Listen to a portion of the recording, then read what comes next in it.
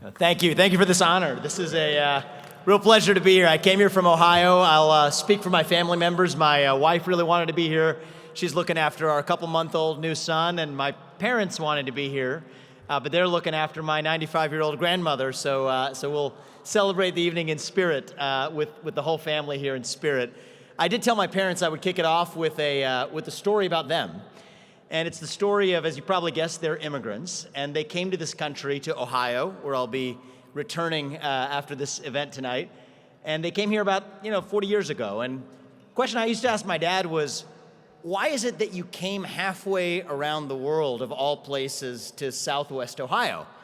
And he never had a good answer to that question, but he said the best reason was that his older sister had actually come to Fort Wayne, Indiana.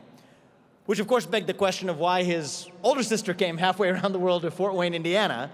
And the only answer we ever got was it is the only U.S. state with the word India contained in the name of the state. So that was a story from my dad who couldn't make it tonight. In all seriousness, I'll take you back to actually when I was in second grade in Evendale, Ohio, just outside of Cincinnati. I remember the moment back in 1993. When I heard Martin Luther King's I Have a Dream speech for the first time. That was a speech where he famously said, I hope my 4 children grow up in a country where they are judged not on the color of their skin, but on the content of their character. I'll tell you, that dream, it stuck with me. It meant something to me, because it was the dream that allowed me to go in a single generation, from being the kid of Indian immigrants who came to this country with almost no money, to becoming the founder of a multi-billion-dollar biotech company that I had the privilege of leading for 7 years.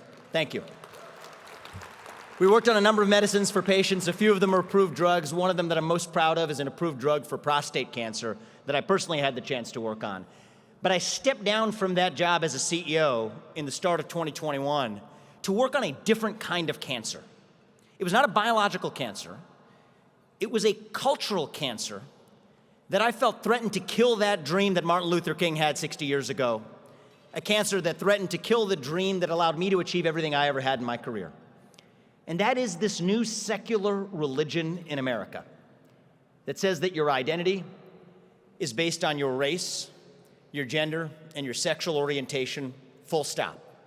That America is a systemically racist nation, that if you're black, you're inherently disadvantaged, that if you're white, you're inherently privileged. No matter your economic background or upbringing, your race and gender govern who you are and what you can achieve in life.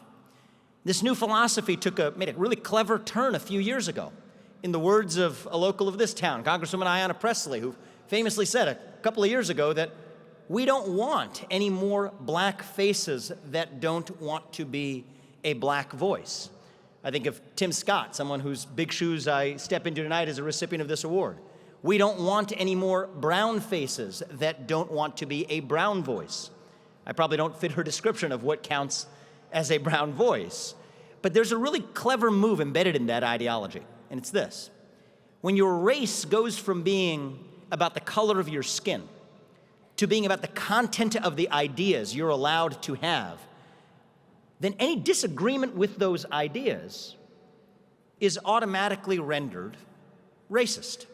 And there is no greater damnation in modern America than to be called a racist. So when given the choice between being tarred with that scarlet R and pledging allegiance to this new religion, everyday Americans are choosing to bend the knee. And that has been what's created this new culture of fear in our country.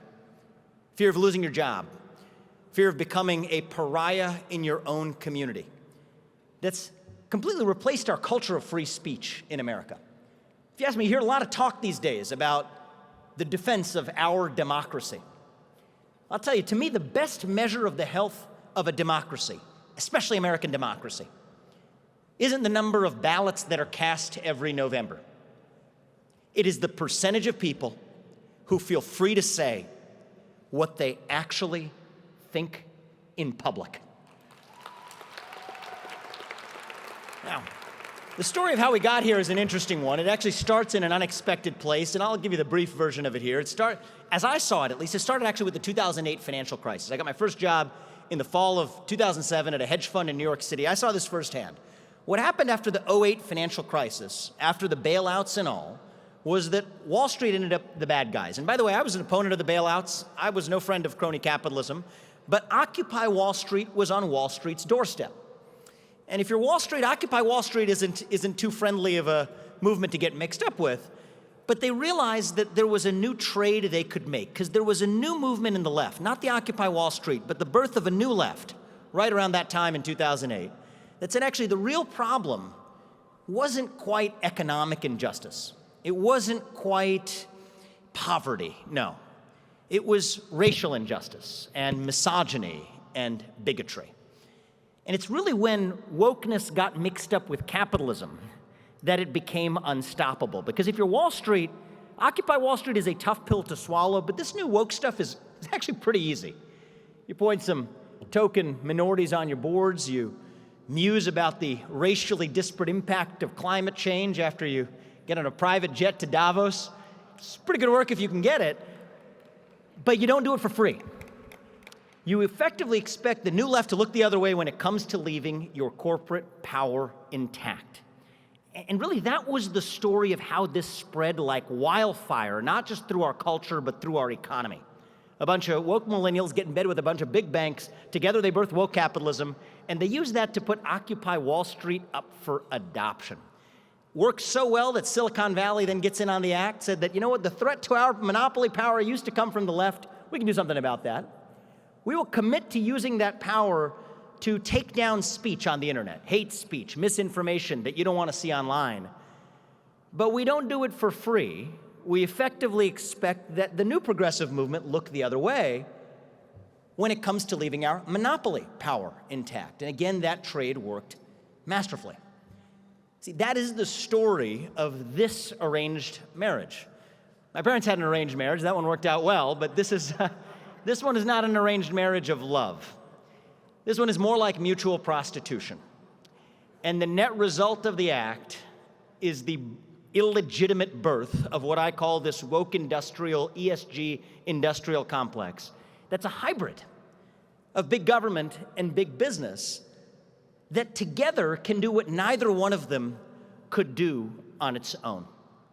And there's a third actor that showed up on the scene in recent years. I'd be remiss if I left this out. It's a personal passion of mine to point this one out. New actor turned that arranged marriage into a three-party affair, and that's the Communist Party of China.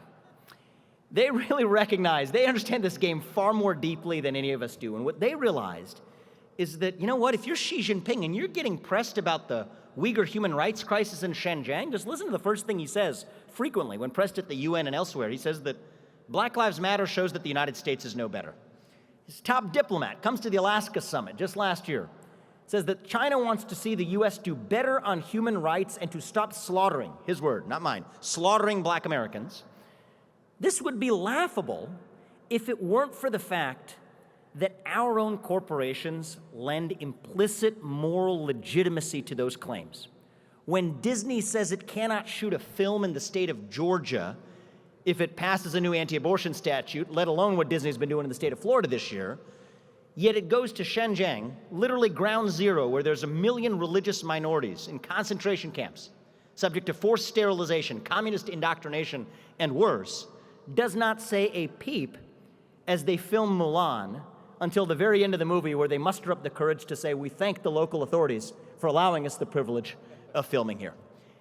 That is how this game is played. It creates this false moral equivalence when you have a new international arbiter, a new class of international arbiters of moral justice that consistently criticize the United States from within about microaggressions without saying a peep about the actual macroaggressions abroad. What does that do?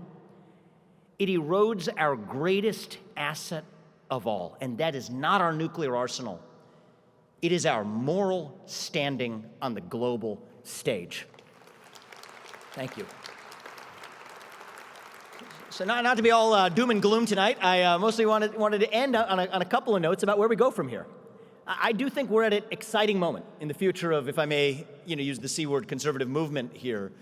I do think that there's a moment for reflection. Ronald Reagan, one of the reasons he was my hero, one of many of our heroes, is that he did what he needed to do in his day. Back in 1980, he came to this town, he slashed taxes, cut government regulations, ushered in a new era of prosperity whose benefits we continue to enjoy to this day in 2022. That's why he's one of my heroes. But I will remind you of a quote from my favorite Republican of all time. That's not Ronald Reagan. It's a Republican who spoke 160 years ago by the name of Abraham Lincoln, who famously reminded his peers that the dogmas of a quiet past are inadequate to a stormy present. And I say the dogmas of 1980 are inadequate to address the unique challenges that we face in the year 2022.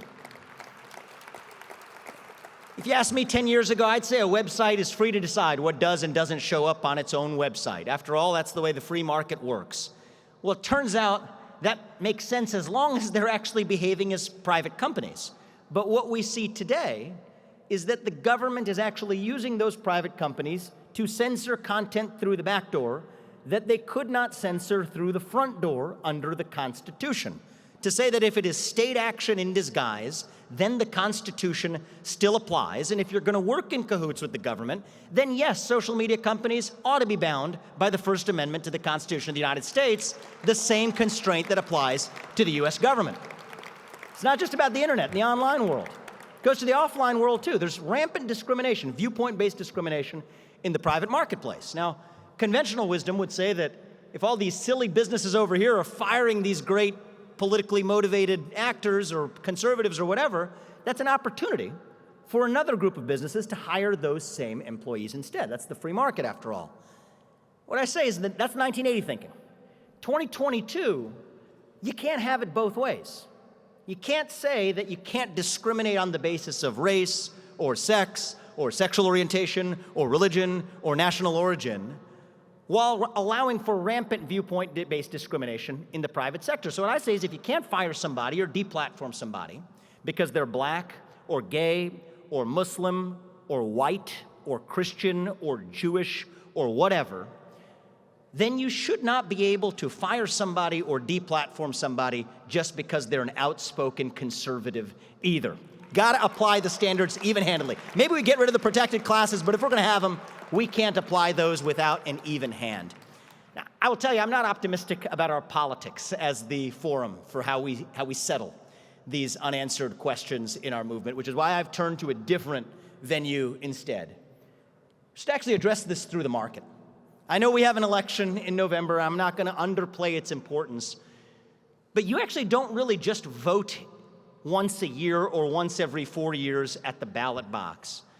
What we wake up to is that we're voting every day with our dollars, whether or not we know it. And if we look upstream to the forces that actually control corporate America's behaviors, there's a small handful of institutions that manage tens of trillions of dollars of probably most people in this audience that are using those dollars, those investment dollars, to pressure corporations to advance social and political values that most people in this audience would probably disagree with. I think it's a large-scale fiduciary breach. I think it's the largest scale fiduciary breach of the 21st century, and we don't need to wait for government to solve that. We can do that through the market. That is why I founded Strive earlier this year, to look for a more positive way to address change than to just do it through our politics. But there's no such thing as a silver bullet. There's no such thing as a solution to complex problems. The best we can hope for is a plethora of partial solutions. It's part of why I enjoy being here at an evening like tonight, where there's so many people working on different frontiers, from education to government to the market to our universities to our culture. And I think that over time, that plethora of partial solutions is going to answer what I think is the real issue that plagues our culture today. And that is our generational hunger for a cause. And I'll close on this. I speak as a member of my generation, millennial generation, when I say that we are all hungry today for a cause.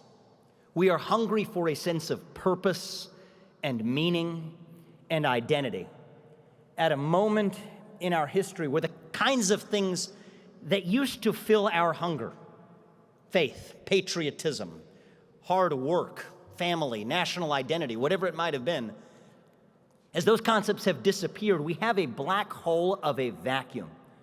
And when you have a vacuum that runs that deep, that is what allows poison to fill the void.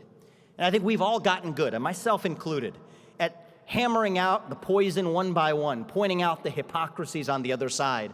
I think the work ahead of us is to fill that void with something far more rich, far more meaningful, that dilutes the poison to irrelevance, answering the question of what it actually means to be American in the year 2022. And if you ask me, the answer to that question starts with that dream that I told you about at the very beginning. The idea that no matter who you are or where you came from or what your skin color is, that you can achieve anything you ever want in this country with your own hard work, your own commitment, and your own dedication. That is the American dream. Those are the values that won the American Revolution 250 some odd years ago. Those are the values that reunited us after the Civil War. Those are the values that won us World War I and World War II and the Cold War. Those are the values that, if you ask me, still give hope to the free world. And I say that if we can revive those common values over fractious group identity, then nobody in the world, not a nation, not a corporation, not a virus, is going to defeat us. That is what true American exceptionalism is all about. And that's what we're going to need to revive to defeat this cultural epidemic. Thank you for this award. Thank you for the honor tonight. I look forward to being with you.